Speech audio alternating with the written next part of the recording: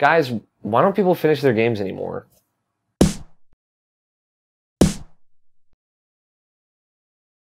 Hey guys, so Alex O'Neill here. If you don't know, I write for a little website called irrationalpassions.com.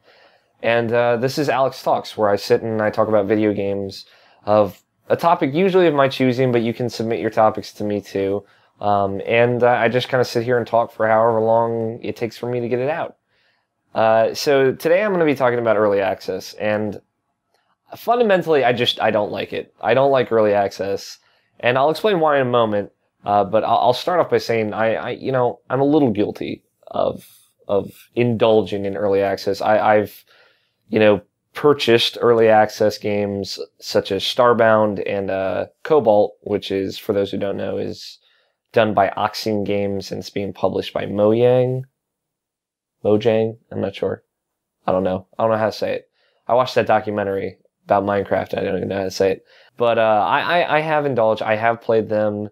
And having played them, I see the appeal. I really do.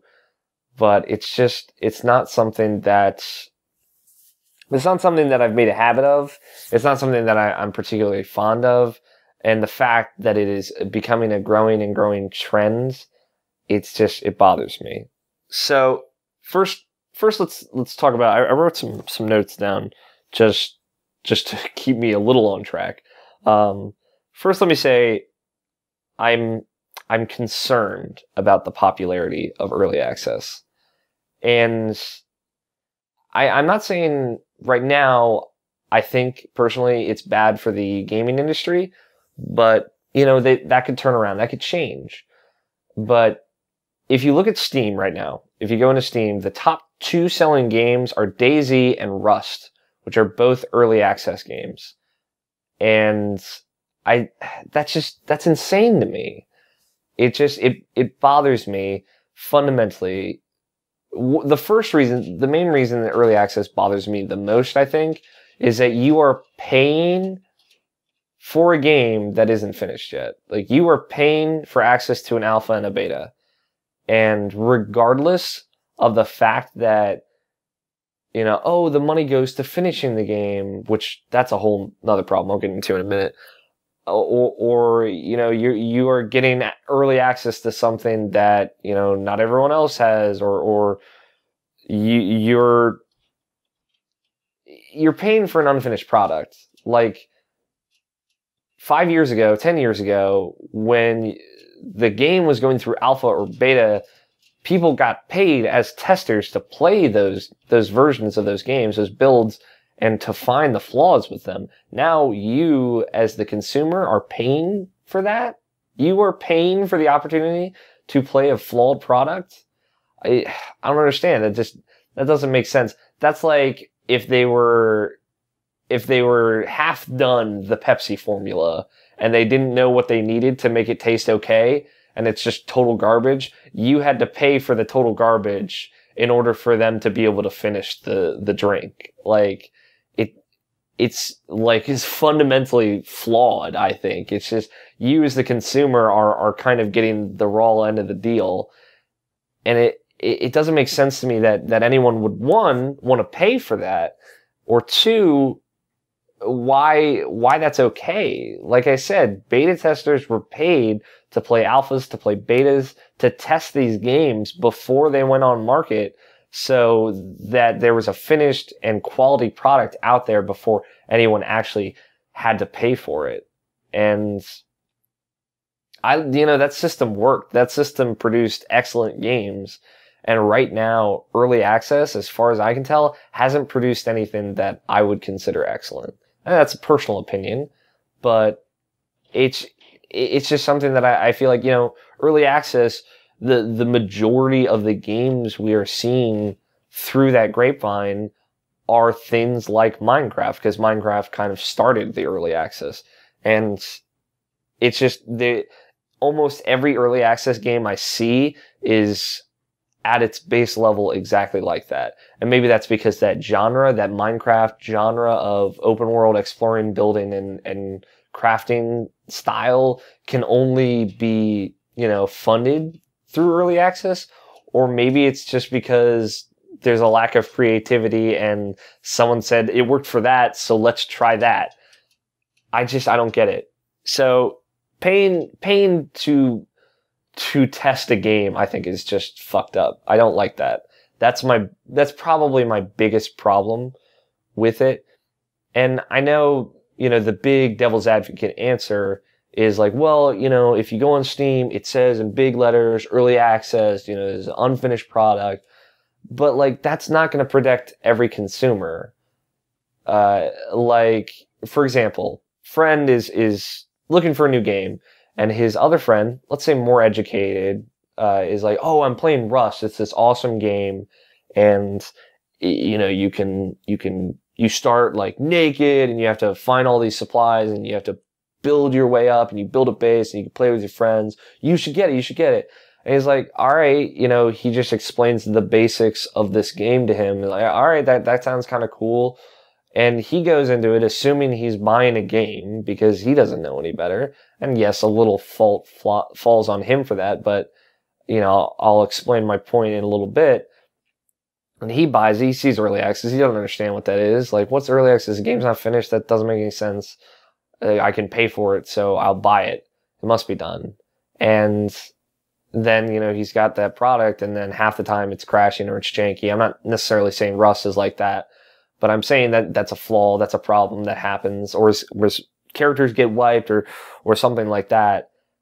And it just, like, that consumer, he's ignorant, but he's not necessarily stupid. He's not necessarily unintelligent, but he doesn't understand the concept of early access. It's really complicated.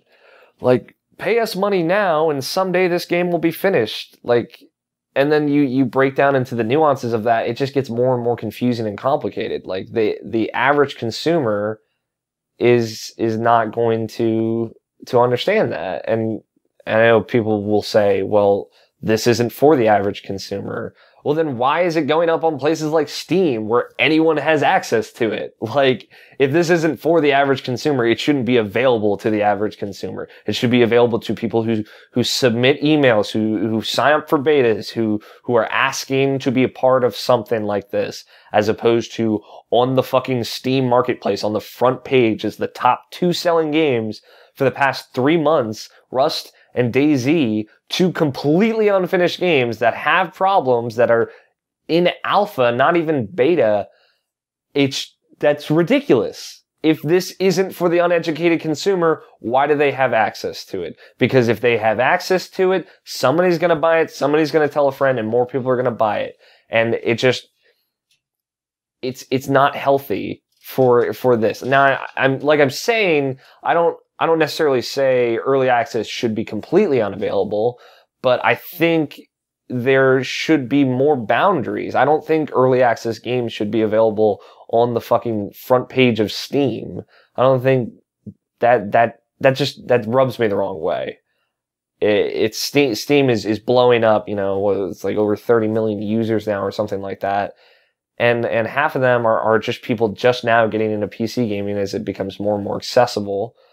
And it's just not fair to them that one, they have access to a product that isn't finished, that they might not understand, and two, that it's on a marketplace that they associate with publishers and games, like stuff like Desura or Desura, I don't know how to say it, like, that is notorious for being a client that developers can funnel betas and alphas through. And that's like an appropriate place for an early access, I think.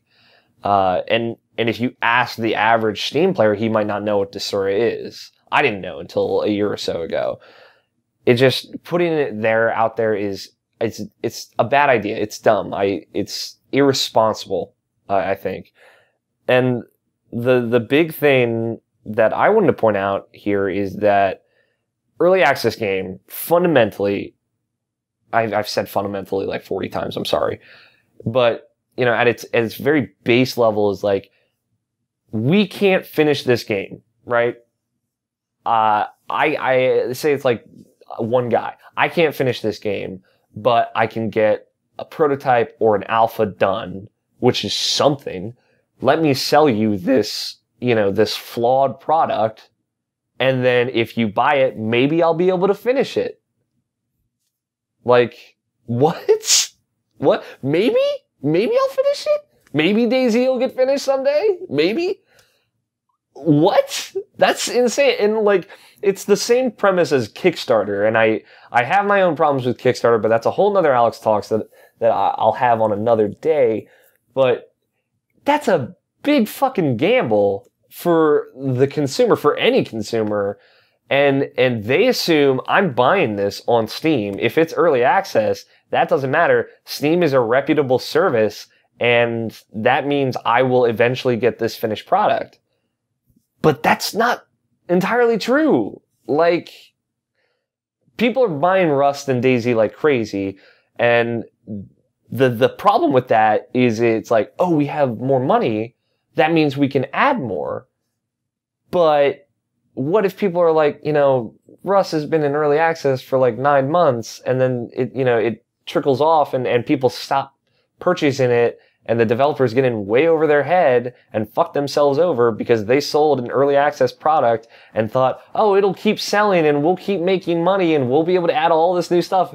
And the scope of it gets way out of control. And then at the end of that 9 months, when it stops selling, they're just like, well, we can't fucking finish this game if people don't keep buying it. And at this point, everyone that's bought it is telling people not to buy it because it's not finished. It's a catch-22, and it's insane that it's allowed to go on for this long. I don't understand. And it encourages developers never to finish games. And don't get me started on the whole, well, what game that comes out today is really finished? 90% of games that come out on consoles have day one patches. I know that. I'm not okay with that either. But, that's a problem that's similar but different, At least an unpatched version of The Last of Us is a full, complete game that is the vision of the designer. And it's, beginning to end. It ends. It has everything that needs in it. Yes, maybe without a patch on day one, it's a little broken or there's a couple glitches, but that's better than like half of a story done or no story because we're going to add that later. It doesn't make sense. Like, they're still updating Minecraft. Like, that game, is out, but would anyone consider that game finished? Maybe some people do, but that's the first early access game pretty much, and it's still not, they're still adding stuff to it. They're still adding significant content to it. So is it really done? I don't know, And that's the first example. If that's not even done, what's going to happen in 3 years with Rust and DayZ? Are those ever going to be finished games? Early access directly encourages developers not to finish games. And it just doesn't make sense to me. It feels like developers themselves are getting in over their head, and consumers are getting in over their head, and consumers don't understand the business side of this. The average consumer doesn't, and they don't understand the risks they're taking with this product. They're just throwing their money out there for a product that's not finished and may never be finished. And it was available on the front page of Steam. That's a problem. If this keeps going on, I know other people have asked this, but I'm asking it too. When does it stop? Are we going to start buying early access console games? Just get download patches of gigabytes worth of new content? Oh, you pay $20 now, but you'd have to pay $60 in the future. Well, will we ever get to that point in the future where it would be a full $60 game? I don't know. I just don't know. There's too many unknowns, and it worries me, because when we had alpha testers and beta testers, we got finished games. That's the bottom line. And they might be flawed games, but they were finished. They didn't have a big print on it that says early access. And I know people are going to be like, well, Battlefield 4 is not a finished game. Fuck no, it's not. And that's on EA. That's on them for putting that game out.